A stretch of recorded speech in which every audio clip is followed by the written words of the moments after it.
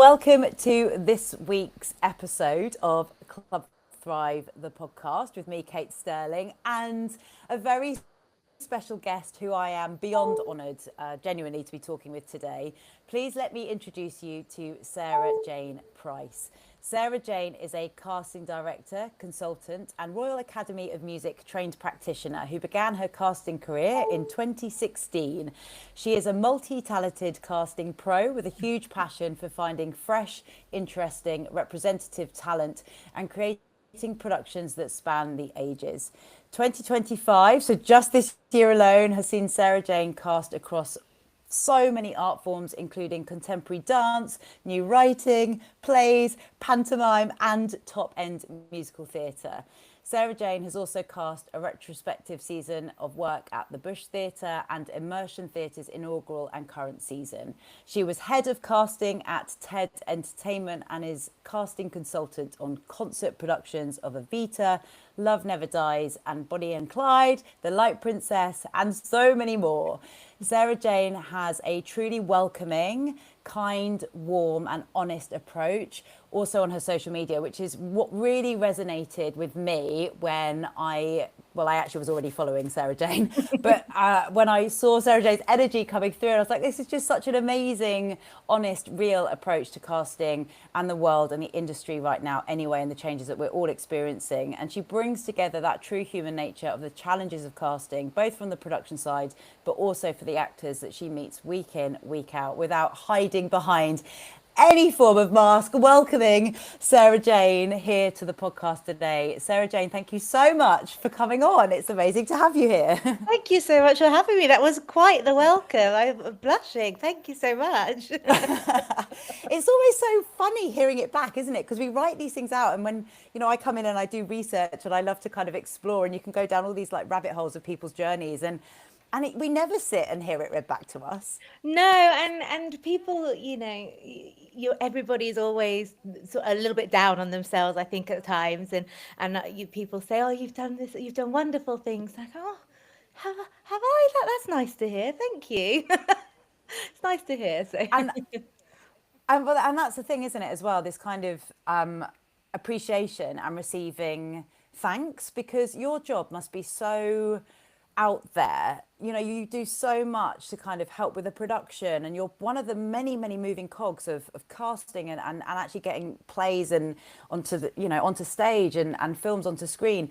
But it's so fascinating, this whole value as well of the casting process, because it's only been very recently that casting is recognised in many of the award ceremonies, for example. It's been such this kind of undercurrent thing that has just been a massive part of the industry. Do you find that kind of notion of casting and the identity of casting has changed over the decade that you've been in it as a casting director? I think it's still a very strong difference of opinion of what casting actually is, and it can be different on depending on what project you're on, who you're working for. There are certain awards bodies that don't recognise it as a creative position, which is interesting in a sense, because we do a lot of admin, and I get that, but and ultimately I think overall decisions of casting of shows are not actually ours, in the sense that we don't say we're going to have that person, final decision, that's it. It has to go through a creative team. But I do feel like we are a creative body and a creative mind. You have to have a creative mind, and it is a craft. That you have to hone over a few years. So I don't know. It's definitely an ever-changing landscape for sure, and I'm so pleased that it is being recognised as the start of a creative process. But I understand as well, sometimes if people don't really understand it. Yeah, because sometimes you must have to deal with so many human emotions. Like, you've not just got the creative side, you're juggling so many different opinions. You've got actors probably that are trying to do their best that might have a bad day in a casting, that, or could, you know, we all have those moments where there's pressure, there's all these things to navigate. You've got everyone else's pressure, everyone else is moving at completely different timelines. How do you juggle that alongside your own emotions and your own well-being? It can be difficult. I think I am really lucky to have had the experience of being a performer and I always say to actors, if I'm doing a workshop or a talk, anything that you've done in an audition room, I can promise you I have done worse. And I understand that I am this side of the table because I can't do what you guys do. I've tried and the nerves and the adrenaline, it was just too much for me.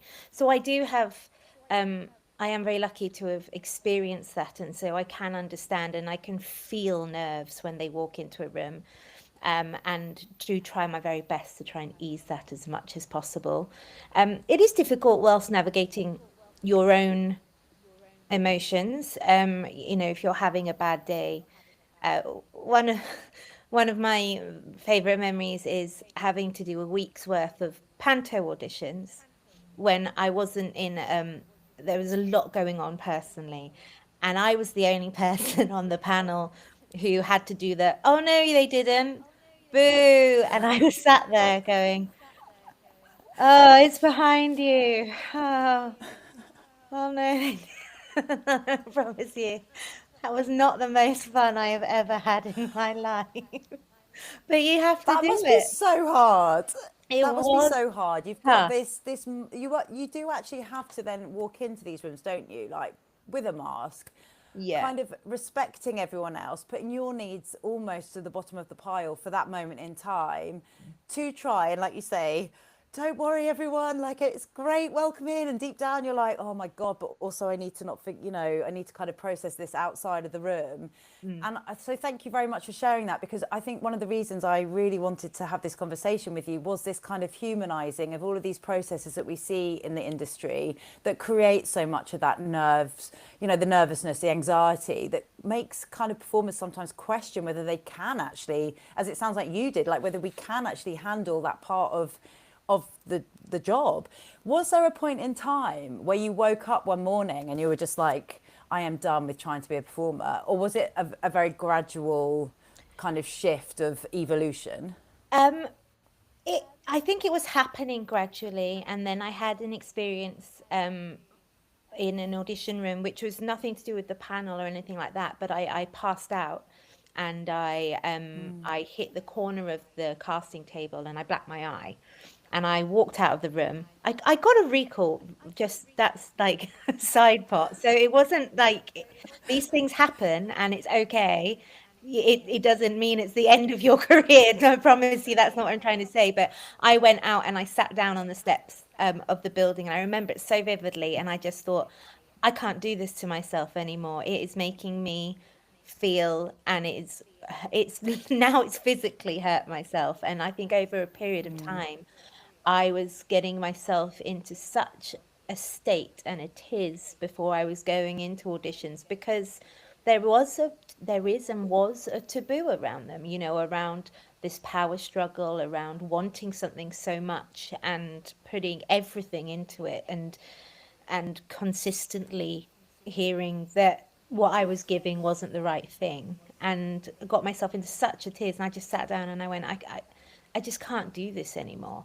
And I'd been doing a couple of casting jobs here and there, nothing full time. I was teaching sort of almost full time, and I just thought, I need to step away, really, for a little bit at least. And then when I did step away, more casting came in, and that's just the way it went for me. Yeah. Thank you for sharing that, because I think these moments take such courage to really say, actually, I can't keep trying to fit myself into a box, or it's starting to really challenge identity and who I am. And then we start to almost, that becomes so destabilizing, doesn't it? When we lose that sense of even identity in ourselves, of even being able to walk into a room knowing anything almost about ourselves anymore, Well, which does create such a sense of like, oh, I know, and I think it's also it's you spend so much time and money on creating who you think you should be, or who people see you as in the world, and then you think, if I don't do this, if I don't carry on doing this, even though it's actually harming me, what a waste. And people are going to say, oh, you're a and that's just not true, because you have to put yourself first. And if you're only doing it because you don't want people to think you're a failure, then you're not in it for the right reasons.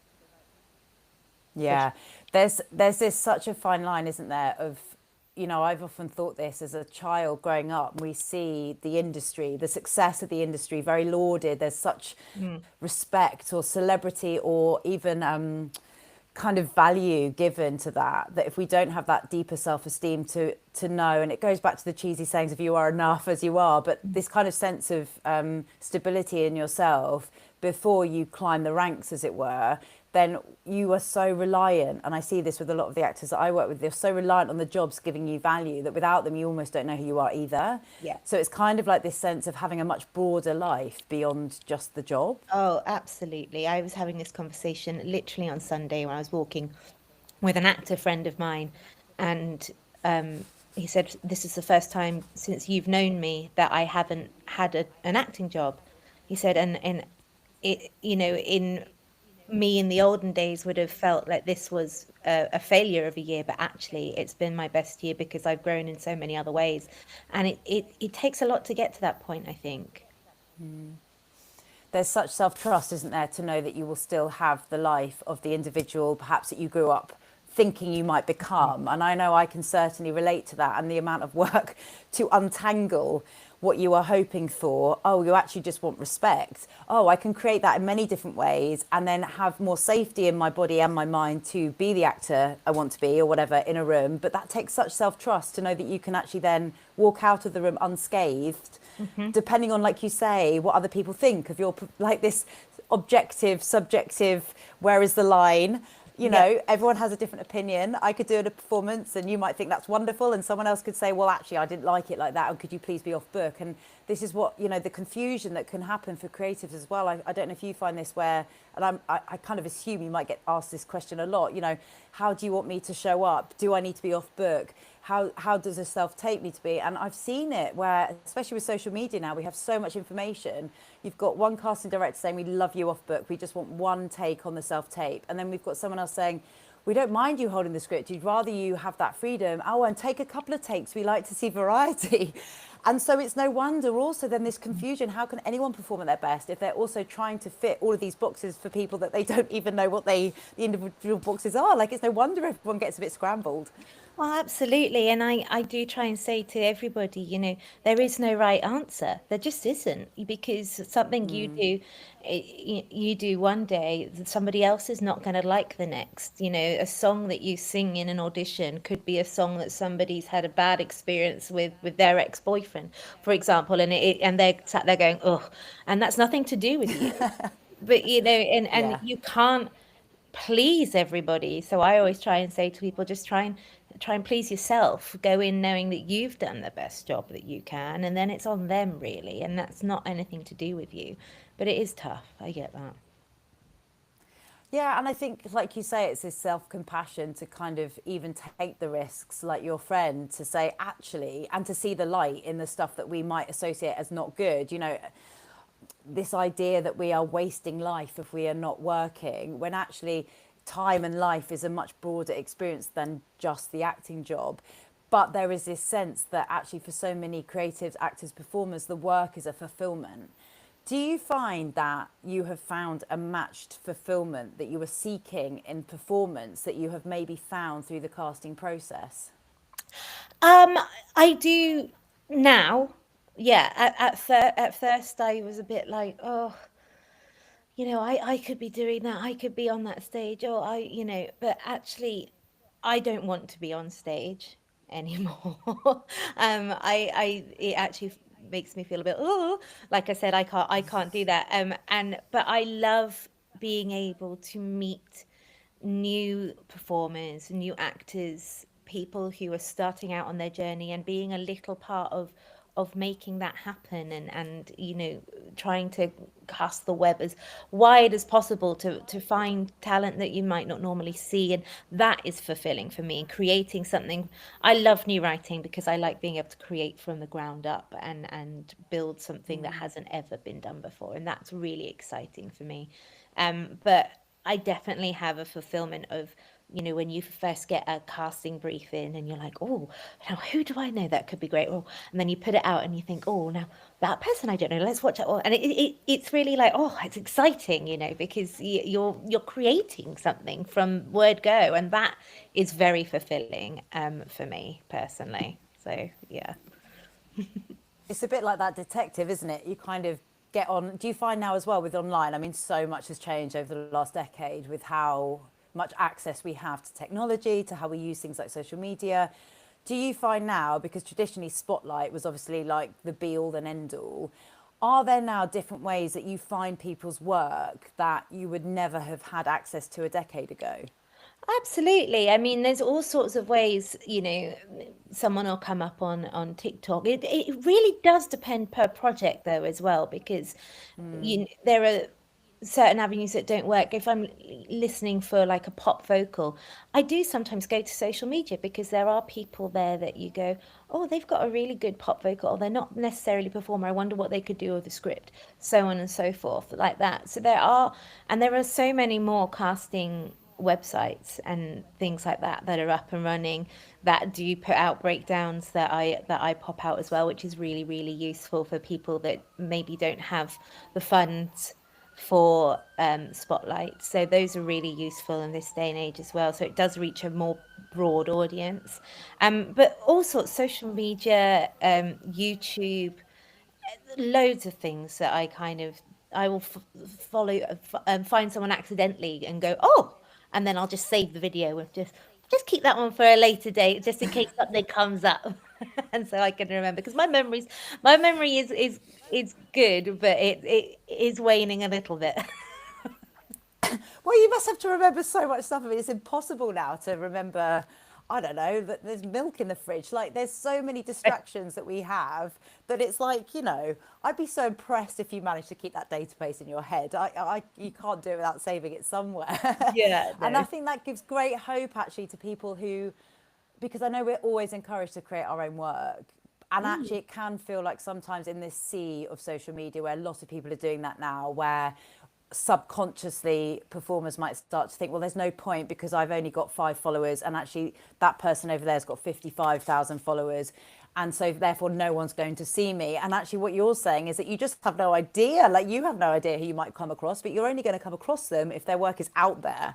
Oh, absolutely. I mean, I would say create, and put it anywhere and everywhere, because you just don't know who's going to be seeing things. You come across all sorts, and it's wonderful. I mean, I try these days to take a step back from social media as much as I can when it's getting a little bit overwhelming. But there are so many ways of putting things out there. I also say, and I may be one of a small number, but I don't mind if people email and go, I've just made this video, blah blah blah. If you get a second, watch it, because I mean, why wouldn't you? In my opinion, but that's not for everybody else. So And that's the thing, isn't it? It's the kind of sense of, actually, sometimes I think there's this huge, I've heard people talk about things like blacklists, and I'm like, really, does anyone have a capacity to create blacklists? Like, maybe if you're a real pain, like maybe there is a line of like respecting other people's boundaries. But I think if you are respecting a boundary, in theory, it's connection, isn't it? It's a sense of well, genuinely looking absolutely. to make a connection. I think as long as you're not emailing every single day and being rude about it, and I think if you are emailing with a genuine, hi Sarah Jane, sort of thing, it's not just a blanket email, which I don't mind either, to be honest, but I tend to read those less because I don't, just for various reasons. But I don't see the issue with it. You're a business at the end of the day, and you need to do what you can to make your business a success. Blacklist is a really strong term. I mean, I know it's a really little intense. harsh. It gives me, it makes, and but that interestingly like brings up. I think for some performers, like that sense of emailing someone, it comes with this overthinking of perfectionism, of like you say, like having or people trying to second guess what is wanted from them, rather than emailing very genuinely. I really would love to share my work with you. I always say to clients, it's like sending a message in a bottle, like you're gifting something magic that you could be this magic answer that someone else is also seeking for. We have no idea because we don't know beyond, many things. But that if you live with that idea that your work has value in some way, there is a Yeah. fulfillment in that. Otherwise, it's like you're just constantly like seeking something else. No, absolutely. And I had it a few weeks ago that I was doing some scheduling for auditions, and someone in the middle of me scheduling had emailed me over saying, "Oh, I've just done this. Here's my show reel." And I said, "Well, actually, I've got a space in tomorrow afternoon's audition. Would you be able to come?" And they were like, "Oh, yeah, absolutely." And but you just never know when that's going to happen. Someone out there will want to watch your stuff, so why would you not? As long, like I said, as long as you're not being rude, I just don't see the issue with it. People don't have to watch it, they can just delete it. But why not? That's my opinion anyway. I think that's a great little nugget to go with. And it's intriguing to me because a lot of your work, it seems, does kind of revolve around theatre and very live experiences. Would you say that's a fair comment, or is it just that that's naturally how your career has evolved with the networks that like you say, we're all businesses, and thank you for sharing that, because I think a lot of actors and performers and creatives can forget that. Like at the end of the day, as uncomfortable as it is, we need to earn money. We can love this work, we can have passion for it, but there is this, it's a Julia Cameron broke artist mentality of kind of saying, actually, unless you're open to receiving money and wealth and all these things that, yes, you can receive from these projects, we might also inhibit our own ability to be well resourced within that. And which is interesting with theatre, because it's been such a changing landscape over the last couple of years, with bigger names coming into things like the West End, maybe shunting down this invisible ladder that we kind of don't have, but we do have with progression of roles and all this kind of stuff. Have you chosen to really focus in on theatre, or is it just naturally where you kind of have evolved with your career? I think it's where my passion lies. Honestly, I've always mainly musical theatre. I love theatre of all sorts. Working at the Bush was one of the absolute highlights of my career, and at the very beginning. But musicals, I trained at the Royal Academy of Music, obviously, which is just, it's like being in Fame, and you go in and there's like a trombone. It's like a trombone walking down the corridor going, bum, bum, bum. Is that what trombone? Yeah, that's what a trombone is. And then, there's someone doing a pirouette around there, or someone stretching, and it felt like being in Fame. And so, I think naturally my love of live experience, it has gone in that direction. I would never say no. I helped a friend recently just finding a choreographer for a oh, can you hear me? Sorry. Yeah, I Sorry. can. That's right. I helped a friend recently who's moved into film and TV, and they just needed some help finding a choreographer. So that kind of merged that world. I went up to set and I was like, oh, this is quite interesting. But I don't know, because live theatre, nothing really beats it, does it? Because it's you're on your feet and as an actor, and there's that buzz. Whereas film and TV is quite long and continuous, and I don't know. But yeah, my career, I think, has come from where my main passion lies and where my training has been. There's something so magical about theatre, and I think the roots of theatre, with the impact that it's always been driven to have, whether that's in society or change or storytelling, there is nothing like that theatre experience when you are all in it together, like the highs and the lows of a performance that has been brought together with all of these strings attached, not strings attached, all these kind of elements attached to this end outcome. And have you, when you cast a project on that first night, do you experience like do you go to the first, do you get to see that first night kind of it's always made me think those nerves are like the same of like Sometimes being in an audition. I do get to go, and press nights tend to give them a little bit time to sit in it, and get in the space. But press nights, I do feel that when I go and sit down, more excitement than nerves, honestly, because I know that those people on that stage are going to be wonderful and put their hearts into what they've done. So it is exciting to see, because you never do see any of the product until you watch it, because you get bits of the script and you can read it, but you never see it on its feet until you actually go to opening night. So seeing those wonderful people doing the project that you've been working on but you've never actually seen on stage is so exciting, and it is a rush of adrenaline. And I remember I took my best friend to see press night of Why Am I So Single, and we were just both like and someone said to me, turned around to me and said, "Oh, sorry, do you know anything about this spell?" I was like, "Yes, I do, actually." And they were like, "Oh my gosh," and it was so lovely. But no, always excitement, sometimes nerves, but I always know those people are going to do a wonderful job, because that's why they're there. Do you ever have moments in the casting process where you get nervous meeting other actors because of their, like, I don't know, reputation, or other members of the production team that come with maybe like a story or an ego? Sometimes people come into these rooms with a preceding story, like a narrative, and they're either very different to the story that's been projected about them, or they are actually the story that has been projected about them.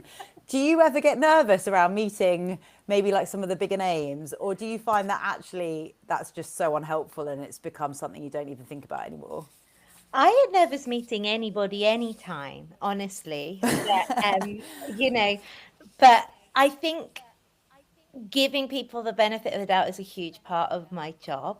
And I say benefit of the doubt, I don't mean it like that, but trying to go in without preconceived ideas is really, really important. I get very starstruck a lot of the time, because I worked with Nick Mohammed at Christmas, the wonderful Nick He's from so good. Ted Lasso and from everything, and I Yeah. just sat there like, and he was just the nicest man I think I've ever met in my life, and getting to sit and watch him work script with people was just a highlight, because I sat there just like it was so funny, and it's just joyous. So I think you obviously, people, there is always stories about people, about everybody. I'm sure there's lots out there about me that I never get told to my face, but I think going into a room, you have to kind of go, well, I wasn't there for that, so let's see what happens here. And until somebody gives a reason for you to go, you make your own story, don't you? So yeah. Yeah, I've just got it's almost worse when people are nicer as well, because you're a bit like the heat. When I worked in kids TV, we used to have people come in and do like lots of, shows and like musicians and stuff. And I can't remember who it was. I said it was Will Young the other day to my sister, and it wasn't Will Young, but it was someone of that time. It was like 10 years ago, of that like level. And I remember, saying, "Oh, hello," and they turned around, and I was like, "Oh my God, I've gone bright red and I'm all sweating all of a sudden." And it's just so amazing, the physical impact that like meeting So another human, I which I can have. I did 3 seasons of Michael McIntyre's Big Show as the celebrity liaison, and I will never forget the moment I held the door open for Michael Bublé, and he touched my shoulder and he went, "Thank you, Sarah," and I couldn't speak. I was like I'm that. feeling hot just thinking about that Oh, moment for you. welcome. What a lovely human. It's the charm, isn't it? And I think this is the thing with the industry, where it becomes so strange, because people become almost like, not caricatures at all, but that level of separation from humanity, and actually remembering that everyone is human in the game. you know, everyone actually has challenges, everyone has fears, everyone is cacking their pants before the first day of rehearsals or whatever. But we can feel so unable to be honest about that, which is why I'm so grateful that you're being so honest today, because I think just like humanizing even casting directors as we walk into a room, you know, or agents, like I remember used to kind of put everyone on such a pedestal and it used to create so much anxiety. It does. It's really weird. It's not really weird, but it's interesting how we do this to ourselves, really, because nobody else does it. Nobody's standing there going, "I am more powerful than you." There is obviously the knowledge that these these people do hold open gates and doors, and I get that very, very much. But they are just trying to do a job as much as you are. They want the best outcome like you do, and trying to get through their everyday life with people to please as well. You know, we all have the same things, and I do think people can forget that. And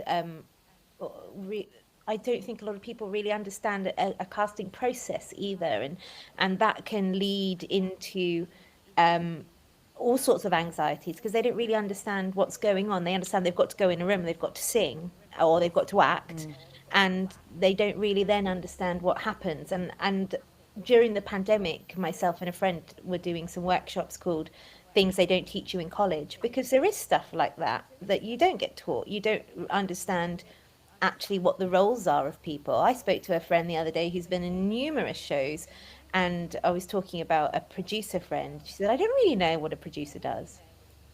And I was like, "But you've done so many shows." She's like, "Yeah, but what is it that they do? They put on the show." And I was like, what?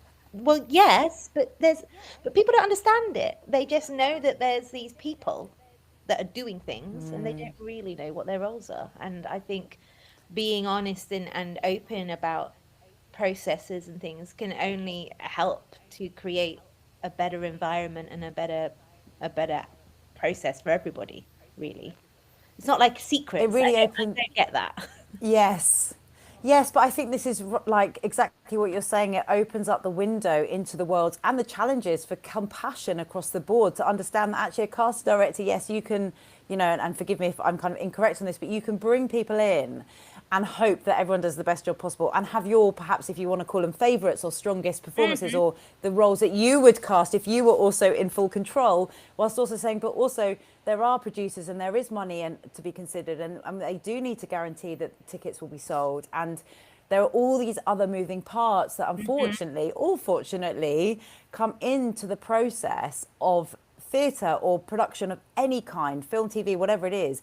And that at the end of the day, like you said at the beginning, it's not always your choice about who actually gets cast, which is kind of mind-boggling for people to land with. But I think that then opens up this idea that, oh, it's not actually me. Like there are many other things that are a part of it. And one of the hardest things I think is when people ask for feedback, which is great, but all you can say is it's the jigsaw, and people go, "Well, what does that mean?" And I go, "Well, I can't really explain it, but there are so many moving parts that meant that it wasn't the right thing for you." But that is so hard to hear, I think, for an actor, because you almost want to hear, "Oh, it wasn't right," or you didn't do the right thing or something, but that's just not the case most of the time. Most of the time it is, there was just other moving pieces that meant that it wasn't the right job for you. And there is so much that goes into casting a show that I just don't think people understand a lot of the time. And you're right, you're not taught it at drama school. None of this was taught at drama school. Like I only know this area from the production side, from working in production for a very long time as well, alongside the acting work. And now I see the value in that. Like my partner works a lot in theatre alongside his acting work, and he talks about the theatre, and I'm like, hang on, sorry, what part is coming down of this? Like there's so many parts, even technically, of a theatre that it can be very nerve-wracking for you if you're just walking into a theatre space and someone's like, watch out for this, that and that bar, and it's like, what bar? Like, what are you talking about? I'm just used to the rehearsal space. Like there are so many bits that come into it that we are not taught. And I think there is this sense of, yes, we have to be comfortable with not getting a job, alongside saying, well, how can I best set myself up for the next opportunity? Do you find that between your moments of seeking new work or having a job come in, like, do you have pockets of time where you're not working in inverted commas, but you are kind of seeking other work, or do you find that you have projects that come in at a point where actually you don't have to worry so much about seeking it from the other side? So it's interesting because I still really am very new in terms of casting directors. There are so many wonderful, wonderful casting directors that have been around for yonks, casting directors that I've auditioned for, that when I was a performer.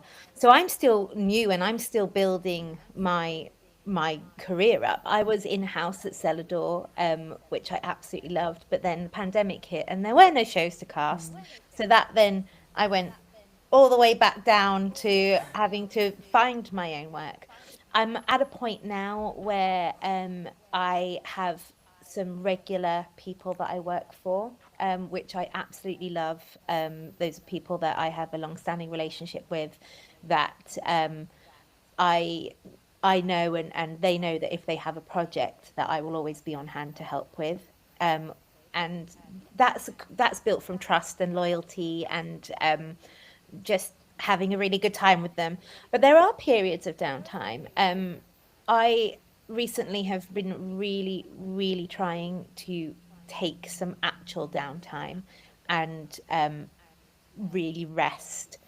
And that is tough on the mind. I think as a freelancer, everybody feels like they should be, oh, I'll just send out a few emails today and blah, blah, blah. Or maybe I'll contact so and so and see, about that thing that we were talking about a few weeks ago and see if that's coming up. Or maybe I'll contact my agent and just double check on that project that we were talking.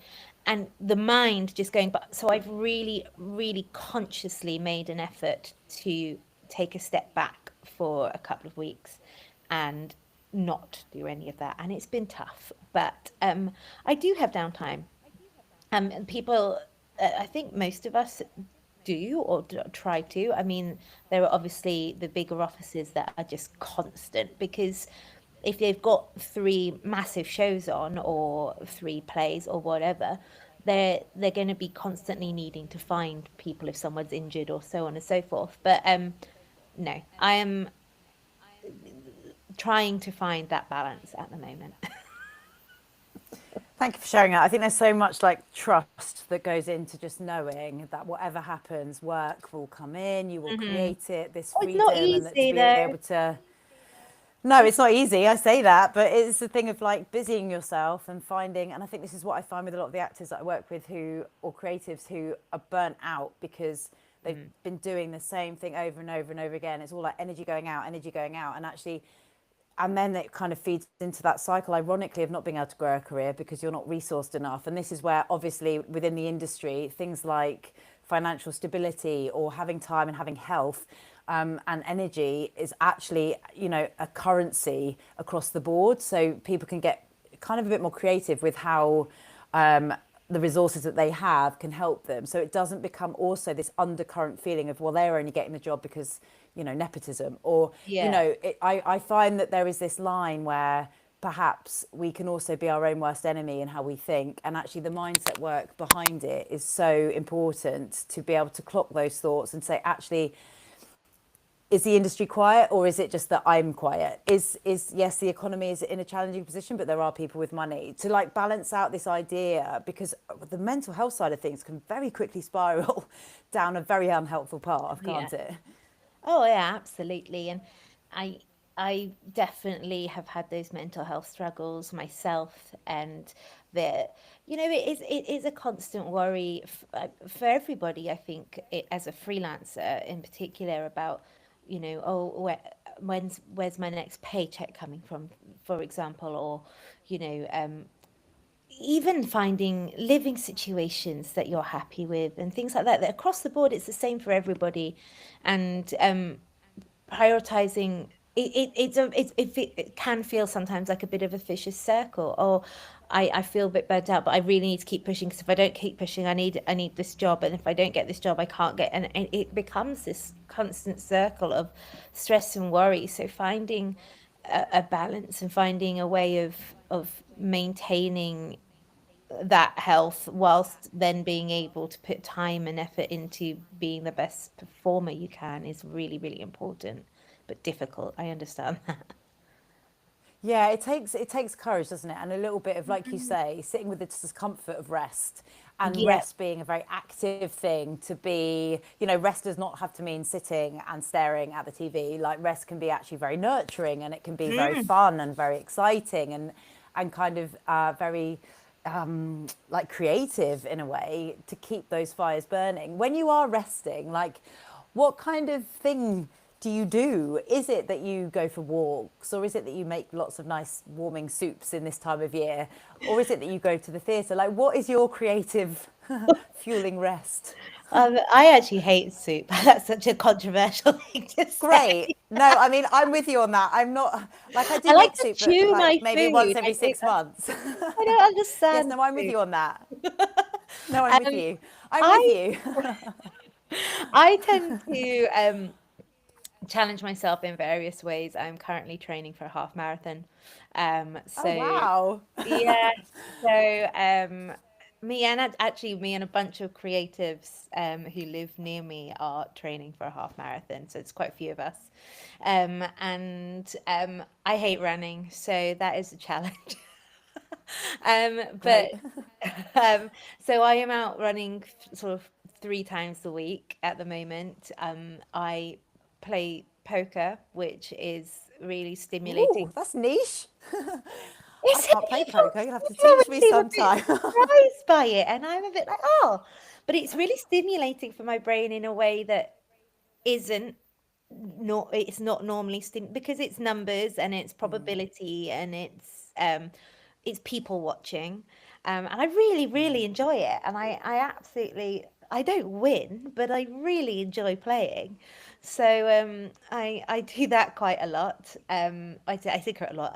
I don't have a problem, but I do it sort of weekly.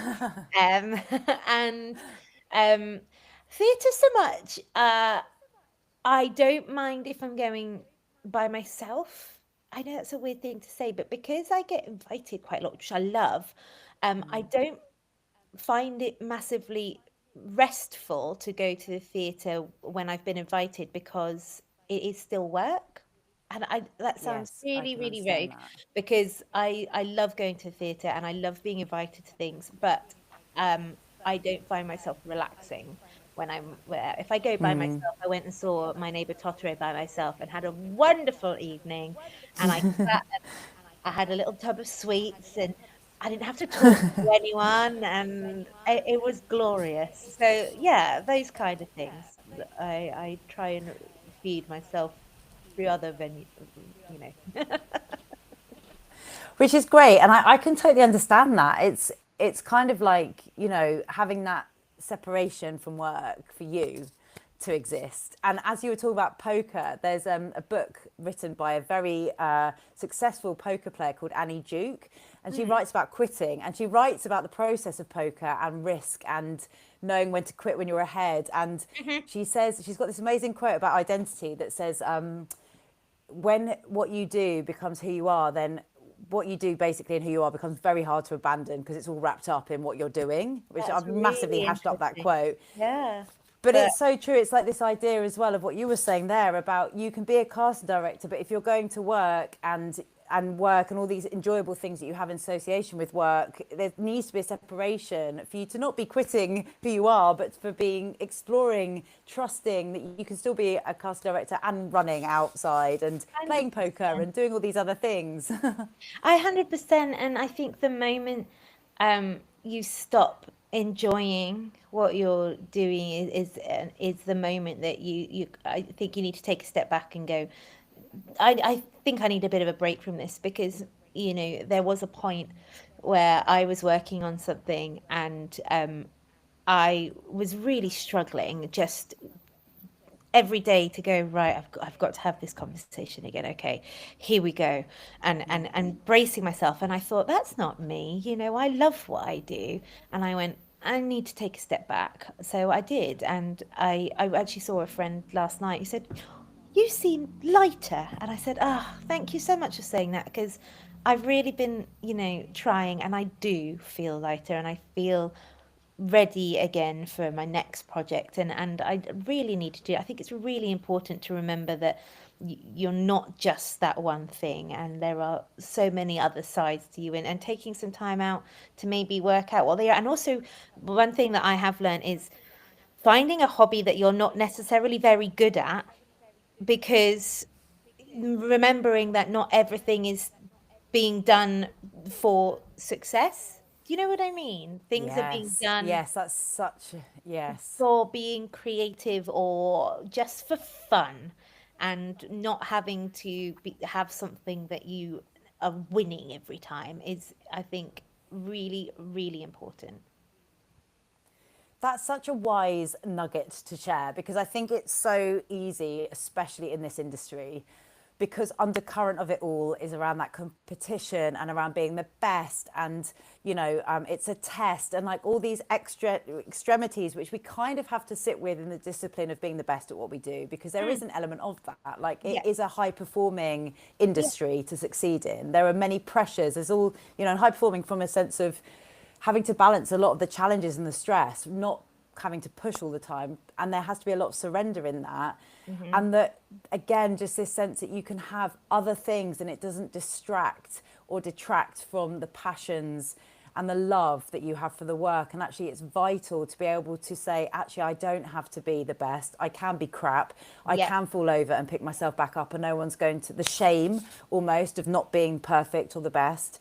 And how it's so important to stay humble almost against the push of the ego or the push of the drive and the ambition, which is all part of it, but with the discipline almost to say, but also I'm allowed to not to be good, and I Yeah. can do something for fun, and it doesn't have to be where I earn my money, or maybe that will be something I earn my money from because I've discovered something new, this Yeah. curiosity that we can then cultivate. Absolutely. I think it's really important, and it's also really fun to find out as well. There is, I've got some friends that do all sorts of random things that are creatives, and I go, oh, I'd never thought about you doing that. And they're like, well, yes, I'm not very good, but I absolutely love it. I'm like, good for you. Go out there. Yeah.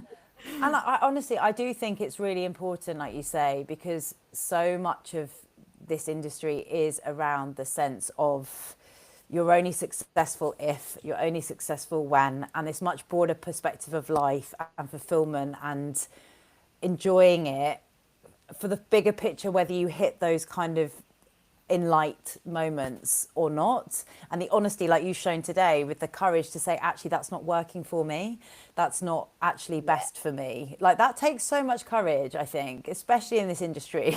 For some reason, I don't know what it is. Maybe it's just the worry about being seen as a failure or I something, I'm think not it sure. is. I think it is there is so much comparison that happens in our industry. I think in our industry more than anything, because people are posting things socially constantly, um, and people are you always, when you do get a job, you want to shout it from the rooftops. Of course you do, and you should be able to.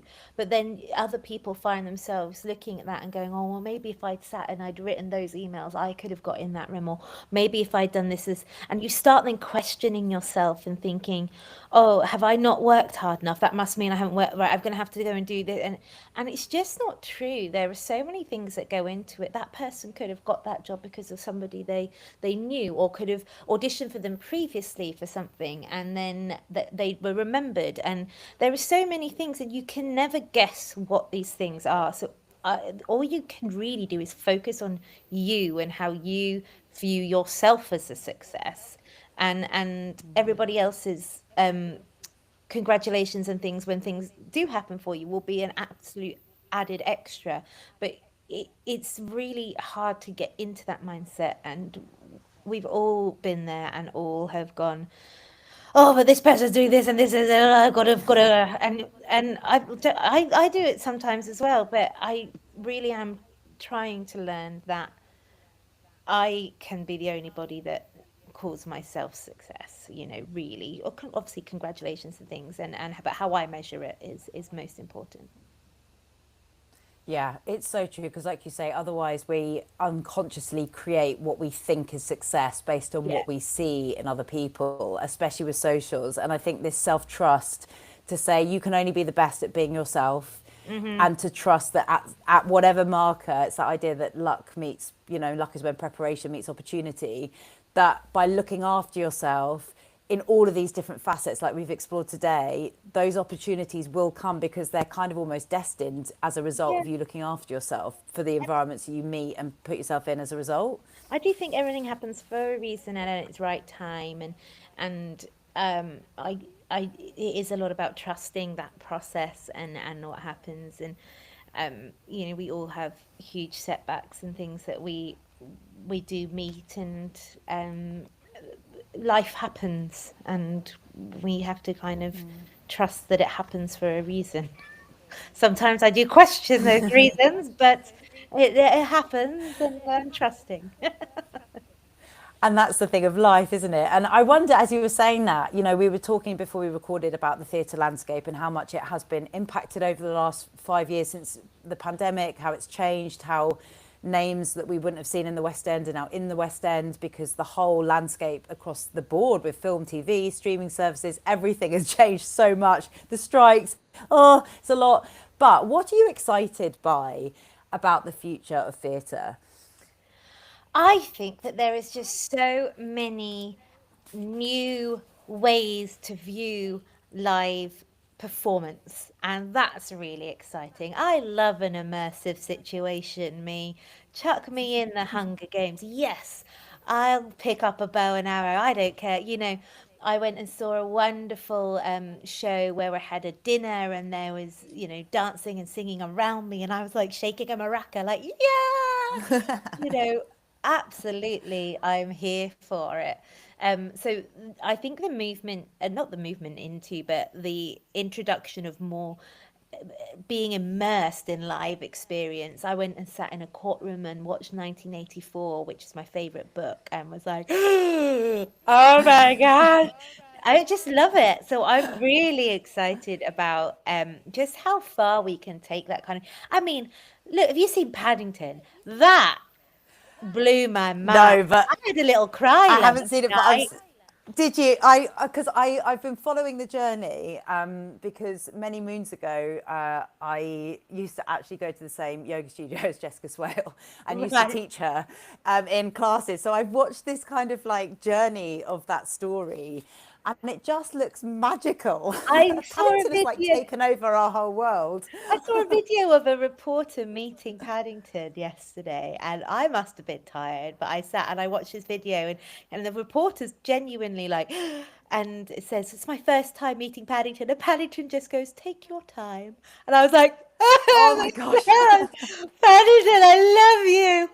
And just that, I mean, what they've done, what they've created is unbelievable, and it's so exciting seeing that technology and things. I think it's quite daunting as a performer or a creative because it opens out so many channels and it can become a little overwhelming. There's so much noise going on, and there's so many things to see, and so many there's a lot going on, but it's also super exciting because the enhancements that it can bring to theatre, the special effects, the immersion, the new projects that are coming, the ways of creating are opening even wider. It's so exciting, and it's exciting to watch, and to see how theatre can also progress with the times. It's brilliant.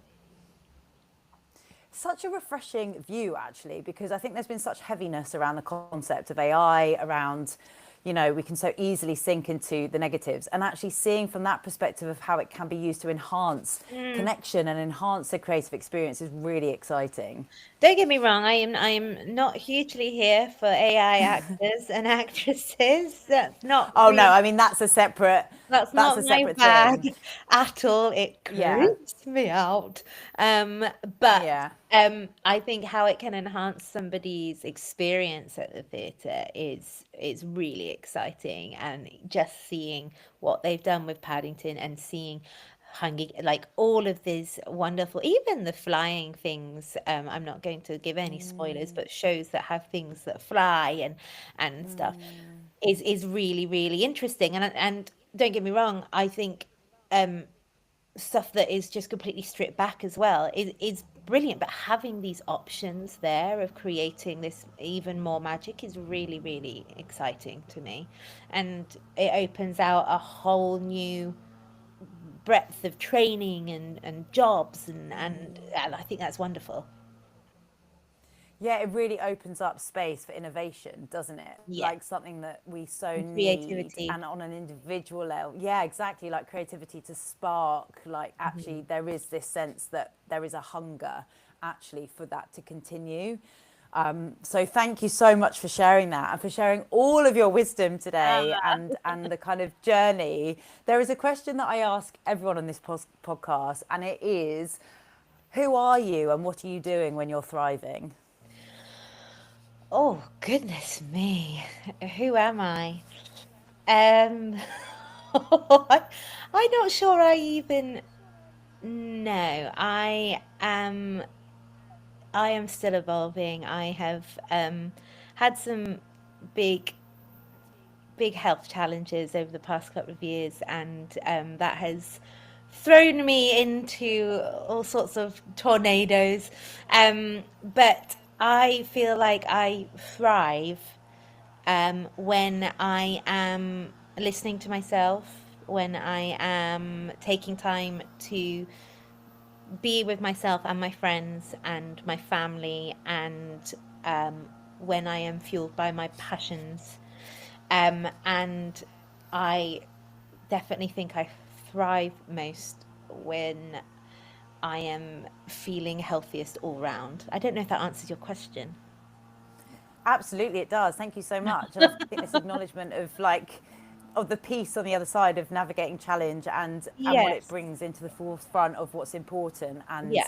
and actually sometimes it is the navigation of that and appreciation of life, which is what you've shared today, has really all been about this appreciation of life for the work, but also beyond work Yeah, and how it all is so important together. it really is, and I think finding.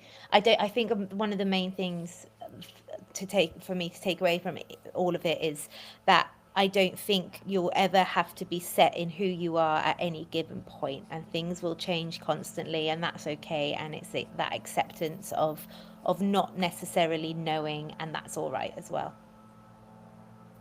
100%. Oh, I think sometimes we do try to control outcomes that haven't even happened yet, which is human and normal. But sometimes, kind of like you say, trusting the process of it all and being, like Control that the whole concept of controllables. being. Controlling the Yeah. controllables is something that I really take. If something is out of your control, don't even control it. Yeah. Yeah, like park it, Yeah. get out and play some poker, use your brain in a different Absolutely. way. Come join the Poker I've got League. lots of new. Yeah, get out and go for a run. You'll be loving running in 6 months' time. You'll be like, I'm on for a Uh-huh. marathon next. I've done 3 marathons, and Oh I my will. God, have you? Yeah, I'm done. I'm so done. Wow. Okay. Well, that's very impressive. There we go. We found an extra bonus nugget. You're full of nuggets, all sorts of these. But isn't it funny, these things that we've achieved in our life that are like just part of us as well, that we Oh, I carry? know. You know. Well, Sarah Jane, thank you so much. How can people connect with you, find you? What's the best way for people to interact with your work? I've got a website, and you can find my website, and my email address is on there, or my social media. I recently have started a TikTok account. Don't get me, I am not good at it. So Never go potentially, follow Sarah Jane on TikTok and either support or potentially laugh. don't follow me there. But Instagram or whatever, absolutely, or just drop me an email. I honestly found that about TikTok when I first opened that app during the pandemic and everyone was using it. And I opened it and felt like so old because I was I'm like, I so don't old. understand it. I'm so used to Instagram. And Yeah. I've done the same thing where I've opened TikTok and then I every now and then like repurpose content. But it scares me a little bit, if I'm honest. Like the idea of so many people being able to see you Yeah. actually freaks me out a bit. It is scary, yeah, absolutely. Maybe don't follow me there. No, do go and follow Sarah Jane everywhere. She's very lovely, and actually, honestly, thank you so much for your humility and your openness and your warmth, because it really is very refreshing and also grounding, really, to remember that we are all human in this Oh, yeah. pursuit of success and life and it all. Is there anything before we close that you would like to share, get off your chest, or have you said everything you would like to say? I am just so honored to have been asked to come on. Thank you so much. It's really refreshing to be able to, talk as a human. I don't get to do it very often. And yeah, it's lovely. So thank you very much.